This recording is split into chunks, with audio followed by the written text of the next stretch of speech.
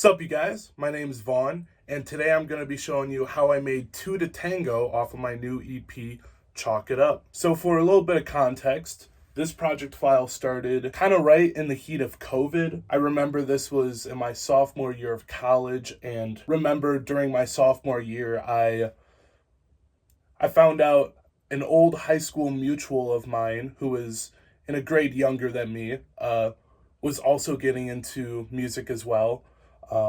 He produces his own beats, raps on his own beats, and this is Julz, who is also on the track. And I just hit him up one day and I was like, yo, it's super cool that you're also into music production. We should cook something up someday. And he was like, yeah, I'm down with that. So around this time, he sent me a couple beats, and the original beat that this project file started in was sent by him.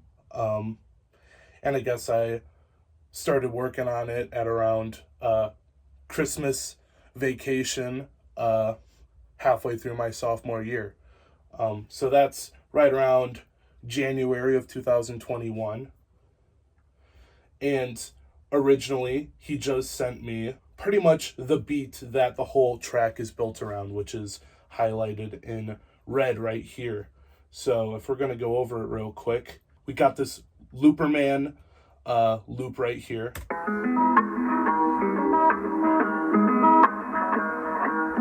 Classic Looperman, you know? We've all been there, searching up on Looperman. It's still phenomenal.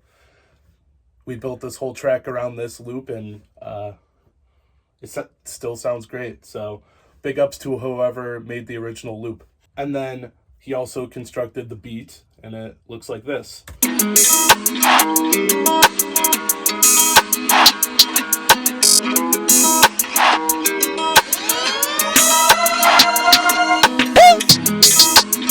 Laid out a simple hi-hat, open hat right here, little perk, put a little chant, and some other hats. It's really that simple. The only thing I really added to this beat was this riser right here. And then we also have producer tags here that I got rid of last minute. Would have sounded like this.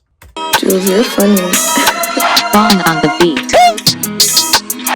And I think the goal of this collab was to kind of get his hip-hop style and merge it with my dubstep style and make this cool hybrid of hip-hop and dubstep.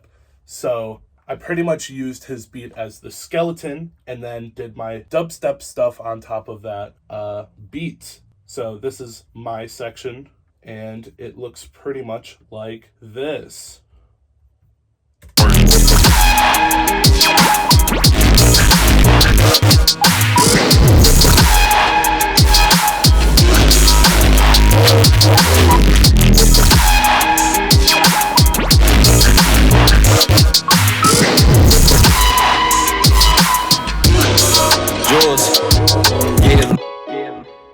It's really simple stuff, super economical, not too much going on here. We got ourselves a kick.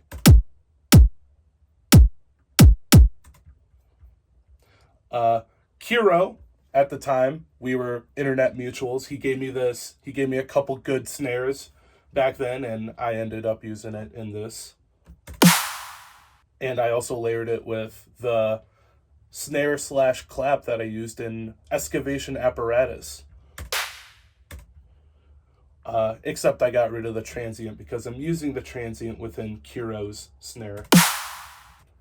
So together, it sounds like this.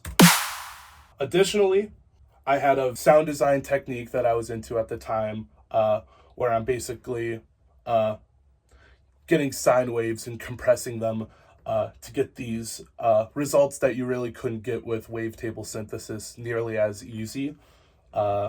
So that is kind of what I did for the first hit in this drop. Sounds like this. Except with this, I also added a vocoder, OTT. I was also very into kick tight at the time, which I think does a lot for the sub bass. Saturator, gate to cut off the noisy tails, basic EQ. And there you go. I also layered it with this bit crushy kind of sound that was also made from the same batch of sounds during this time. If we turn all the processing off, sounds like this. Completely different sound, but you know, I got super into subtractive synthesis during this time, so I was just trying it out using some simple low pass filters, get some movement going on. There was also this 4-band OTT that I found online. I have no idea where I got this from, but in certain contexts, it sounds pretty good. Redux, overdrive, saturation, basic EQ, a little bit of reverb. Pretty much universal across this whole track, just like that. Underneath it all, I have this mid-rangey kind of sub-bass going on. Literally just a sine wave, kick tight OTT, compression, saturation, overdrive, and then I cut the lows and I cut the highs. I think that added to the overall grit that was lacking within the sine compression sound. But the sound everyone is probably waiting to figure out how I did is right here. I kind of forgot how I made this sound, unfortunately. I remember the week before working on this project file, I was in Serum just doing a sound design session, just trying to figure out Serum a little bit more. And most of the results were pretty bad, but eventually I came to this sound. And I don't think I'm ever going to be able to create a sound just like that ever again. It's super neat. But if there's any insight I could give, is that I remember the LFO shape looking something like this. But it kind of looked like this. I'm sure with a little bit of FM synthesis and the right placed reverb, you can get something similar to that. But I also rendered out the tail of it and used a bandpass filter basically to get this sweeping motion. And underneath that, I also have these lasery kind of sounds. Also resampled, so I don't totally know how these are made, but if I had to guess, I probably used a couple different vocoders and just automated the formant knobs to get these cool like up and down kind of motions. And for the B section of the drop, we got the response, if you will. So for the response of the drop, I have this slightly different kick groove, which has less kicks and more of this Reese driving the groove.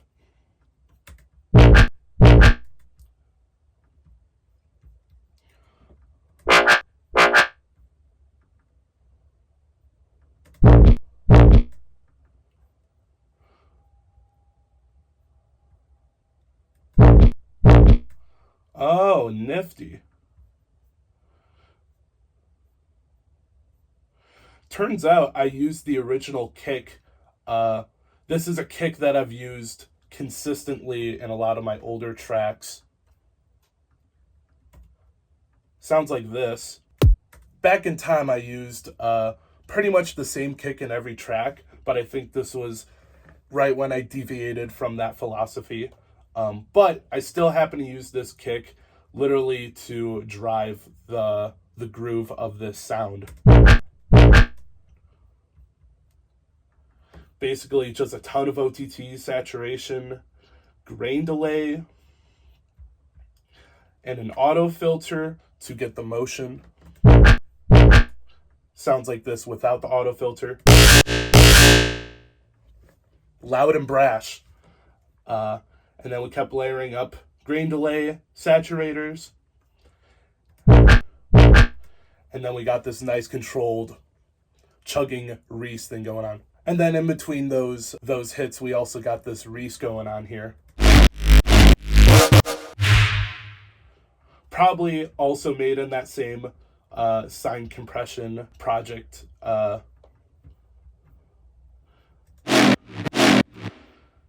Basically just the same sound on its own, except the high end is shifted up with a frequency shifter and has reverb on it. And then it has this chugging reese underneath, goes like this. If I'm not mistaken, this is the same patch I used within the intro of my Virtual Riot remix for Pray for Rhythm that I did way back in 2020. A while ago for right now, but this was made the year after. So I suppose it's all in the same era. I'm just kind of forgot this was in the same era. So yeah, I remember loving this Reese patch because you had full control of the reesing, chugging nature of it, and you could decide, you can fully articulate it to make the flow that you want. So that was very crucial for this because I wanted to follow also the motion of this top layer.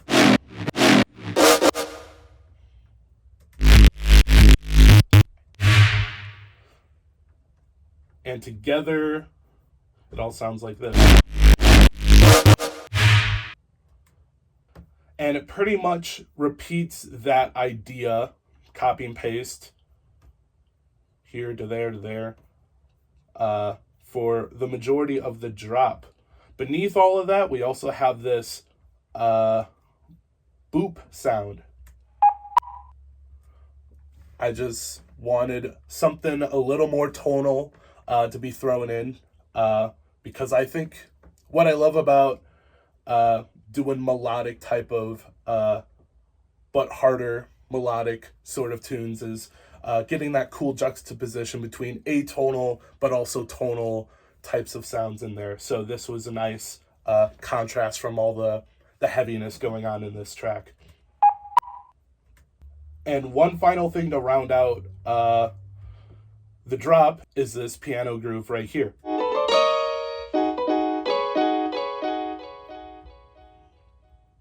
I think what I did was I literally, let's just duplicate this.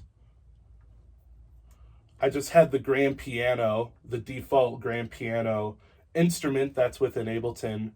I think I just got the original Looperman loop, dragged that onto the MIDI, and then I just clicked on the harmony and just fought the MIDI notes until it got into a nice groove and arrangement that sounded coherent. That's pretty much what I do for most of my tracks, especially in the versions of Ableton where they didn't have this scale feature. I would just have to use my ear and just hope that it was technically in key, which I think was a prime example in this song. But luckily now with the newer versions of Ableton, I could just set the scale, I forget what key the song is in, and then I could make sure it is aligned accordingly. So that's really it for the drop. I forget if we recorded the vocals after I made the drop, but if my memory serves me correctly, I think Julz sent me this beat, then I did the dubstepification on top of the beat, and then after that, he was like, yo, that's sick, let's record vocals. So then I went over to his studio, and he brought his buddy Darwin over. I came by, picked him up, we brought him over, and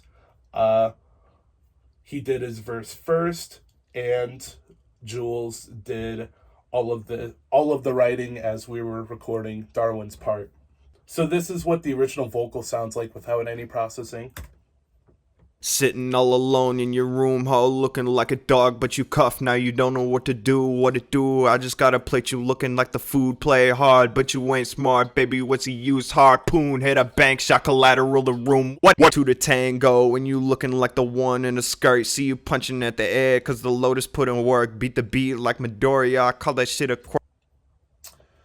And honestly, what took so long to get this song finished was mixing these vocals in a way that I felt proud of. I never did vocal mixing before this song. if I ever had vocals, the vocals were already processed within like remixes or anything else I've done before. So I've never felt this entitlement to make sure those were up to snuff in this kind of capacity. So I kind of sat on this for many years, making sure I released a version that I was happy with, and I'm very proud of how this came out. So I just had these vocals, I put auto-tune on it. The new auto shift feature within the newest version of Ableton is phenomenal. I absolutely love this. Then I used Melodyne, recorded these vocals back into Melodyne, and adjusted certain enunciations to make sure they were in the key that I wanted them to be in. And then I have another group on here with different EQs and compressions using the Kenny Beats vocal mixing video that's on YouTube.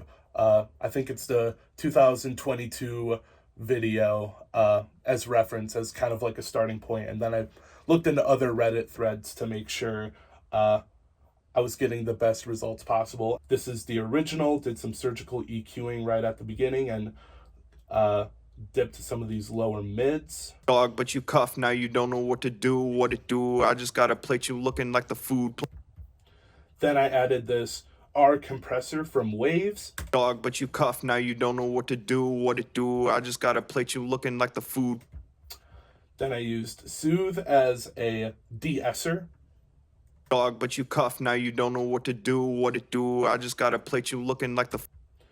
And then I have another Pro Q, bringing up a lot of the highs to get that tasty high end that a lot of pro vocals have within rap tunes. Dog, but you cuff, now you don't know what to do, what it do. I just got a plate you looking like the food, play hard. Another de-esser. Dog, but you cuff, now you don't know what to do, what it do. I just got a plate you looking like the food. And then I have this compressor from Ableton bringing up the volume drastically. Dog, but you cuff, now you don't know what to do, what it do. I just got a plate you looking. And then I have another glue compressor to catch some of the, to clip anything that is going over 0. Dog, but you cuff, now you don't know what to do, what it do. And then another high pass. Dog, but you cuff, now you don't know what to do, what it do. I just got a plate you looking like the food. And then I have this echo on top of all the other takes that I have. And this is what it sounds like in context. Dog, but you cuff, now you don't know what to do, what it do. I just got a plate you looking like the food. Play hard, but you ain't smart, babe. And then I did pretty much the same thing, but with Julz takes, and literally the same process, but just adjusted certain things depending on what I liked. But then I also got different splices from both of the different vocal takes and made this bridge, basically. Get low, touch your toes, throw that ass, it's an earthquake. Just had a lot more delay and reverb on it. And bandpassed it to give it that radio effect. So yeah, that's pretty much it for this track. Hope you guys enjoyed. Check out the other videos I'm making for the other breakdowns for the other songs on this EP. I'm also doing Folk Filter and Gucci Purse. So yeah, stay tuned. I'll see you guys in the next one. Peace.